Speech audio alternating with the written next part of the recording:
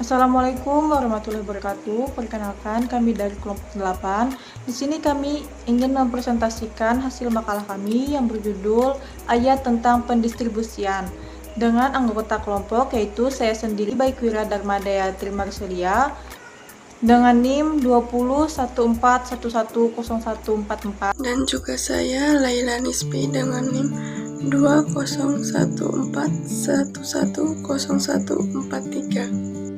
Kami adalah salah satu mahasiswa IAIN Palangkaraya dengan Prodi Perbankan Syariah A semester 3, jurusan Ekonomi Islam dan di Fakultas Ekonomi Bisnis Islam. Dengan video kali ini, kami memenuhi salah satu tugas UAS dengan mata kuliah Tafsir Ayat Ekonomi dan dengan dosen pengampu yaitu Bapak Ahmad Yunadi MPDI. Baik, materi yang kami bahas yaitu yang pertama, pengertian dan tujuan distribusi, yang kedua, prinsip-prinsip dalam distribusi, yang ketiga, distribusi dalam Islam, yang keempat, pendistribusian menurut Al-Quran, dan yang kelima, tafsir ayat pendistribusi. Baik, memasuki materi yang pertama yaitu pengertian dan tujuan distribusi. Pengertian distribusi. Dalam Kamus Bahasa Indonesia, pengertian distribusi adalah pembagian pengiriman barang-barang kepada orang banyak atau ke beberapa tempat. Selain itu, ilmuwan ekonomi konvensional Philip Kotler mendefinisikan distribusi adalah himpunan perusahaan dan perorangan yang mengambil alih hak atau membantu dalam mengalihkan hak atas barang atau jasa tersebut berpindah dari produsen ke konsumen. Dalam ekonomi konvensional, distribusi diartikan sebagai pergerakan barang dari perusahaan manufaktur hingga ke pasar dan akhirnya dibeli oleh konsumen. Dalam perspektif ekonomi Islam, distribusi memiliki makna yang luas, yaitu mencakup peraturan kepemilikan, unsur-unsur produksi, dan sumber-sumber kekayaan. Oleh karena itu, distribusi merupakan permasalahan utama dalam ekonomi Islam.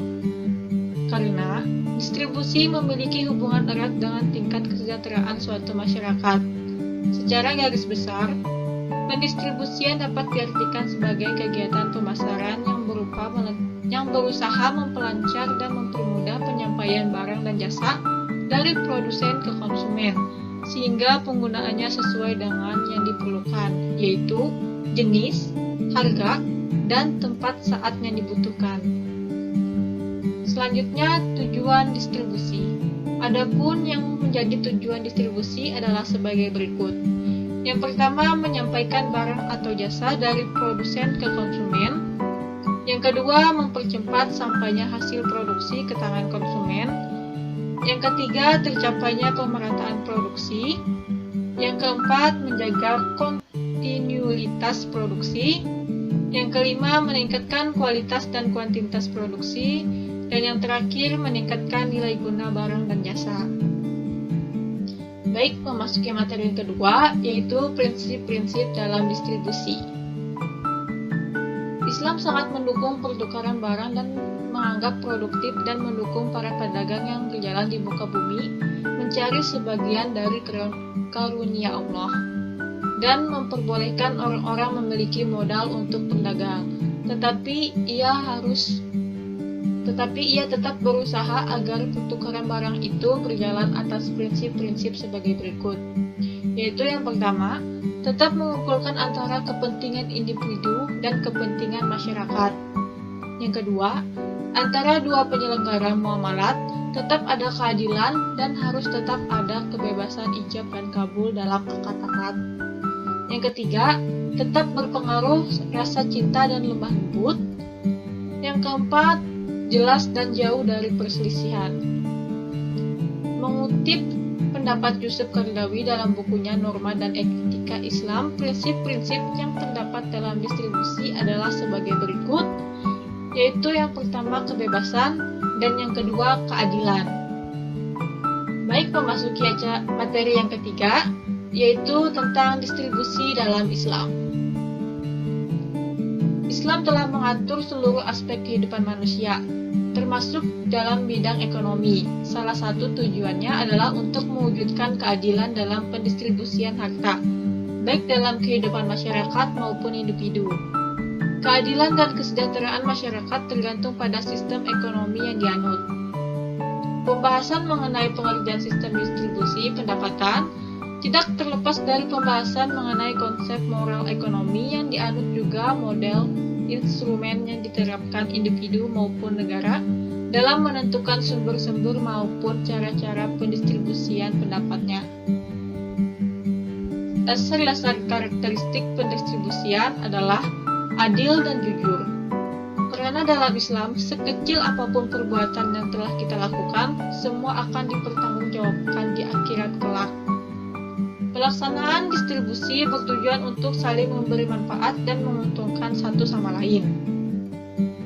Dalam distribusi, prinsip utama yang menentukan dalam kekayaan adalah keadilan dan kasih sayang. Tujuan distribusi ada dua, yaitu yang pertama, agar kekayaan tidak menumpuk pada segolongan kecil masyarakat. Yang kedua, faktor produksi yang ada perlu mempunyai pembagian yang adil demi kemakmuran negara. Setiap orang boleh mendapatkan harta secara bebas menurut kemampuan usaha mereka tanpa batasan sosial ataupun peraturan. Oleh karena itu, tujuan Islam adalah memberi peluang yang sama kepada semua orang dalam perjuangan ekonomi tanpa membedakan status sosialnya.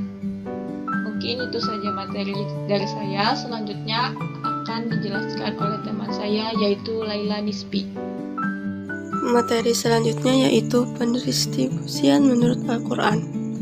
Dalam sistem ekonomi Islam berlaku prinsip bahwa dalam satu negara ataupun kawasan ekonomi tidak diperbolehkan adanya praktik monopoli atau oligopoli dalam hal faktor produksi, modal usaha, dan distribusi. Semua faktor tersebut itu haruslah berada di tangan sebanyak mungkin pelaku pasar yang independen atau mematuhi regulasi pemerintah. Hal ini dimaksudkan untuk menghindari stagnasi pembangunan ekonomi apabila faktor-faktor produksi hanya dikuasai oleh segelintir orang. Salah satu dampak ketidakmerataan pendapatan adalah semakin meningkatnya kapital pemilik modal. Pemilik modal menjadi semakin kaya karena keuntungan yang diperoleh, sementara pekerja hanya memiliki modal tenaga dan keahliannya saja. Pengangguran adalah sumber kemiskinan. Akar dari kemiskinan struktural ini adalah eksploitasi dan ketidakadilan. Harta benda adalah hal yang paling primer dalam kehidupan di dunia.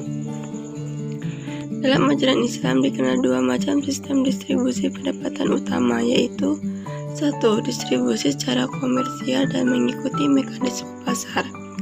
2. Sistem distribusi yang bertumbuh pada aspek keadilan sosial masyarakat. Sistem distribusi ekonomi Islam juga mengenal institusi warisan.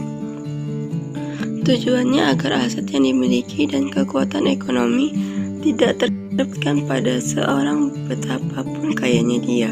Dalam hal ini, sistem distribusi melalui warisan telah diatur secara sistematis dan kompleks dalam ilmu faraid. Ajaran Islam juga mengenal pola distribusi harta kekayaan dalam bentuk wakaf yang bentuknya bervariasi dan tidak dibatasi oleh status sosial seseorang, kaya dan miskinnya, atau karena pertalian darah dan kekerabatan. Yang kelima, tafsir ayat pendistribusian. Surah Al-Isra ayat 29-30 yang memiliki arti, dan janganlah kamu jadikan tanganmu terbelenggu pada lehermu, dan janganlah kamu terlalu mengulurkannya, karena itu kamu menjadi tercela dan menyesal. Sesungguhnya Tuhanmu melapangkan rezeki kepada siapa yang Dia kehendaki dan menyempitkannya. Sesungguhnya Dia Maha mengetahui lagi Maha melihat akan hamba-hambanya. Tafsir ayat. Secara umum ayat ini mengikatkan manusia dalam hal ini orang-orang mukmin dalam hal distribusi barang-barang ekonomi dan keuangan, termasuk infak, tidak boleh terlalu boros. Artinya distribusi itu dilakukan secara sedang dan berimbang, yaitu janganlah kamu berlaku pelit dengan apa rizki yang telah Allah berikan kepada kamu, yang tersebab keberitaanmu itu mengakibatkan hak-hak orang lain menjadi terrampas. Demikian materi yang dapat kami sampaikan. Sebelumnya mohon maaf bila ada kesalahan dalam penyampaian kami dan kata-kata yang tidak mengenakan selama materi yang kami sampaikan. Kami ucapkan terima kasih. Waalaikumsalam warahmatullahi wabarakatuh.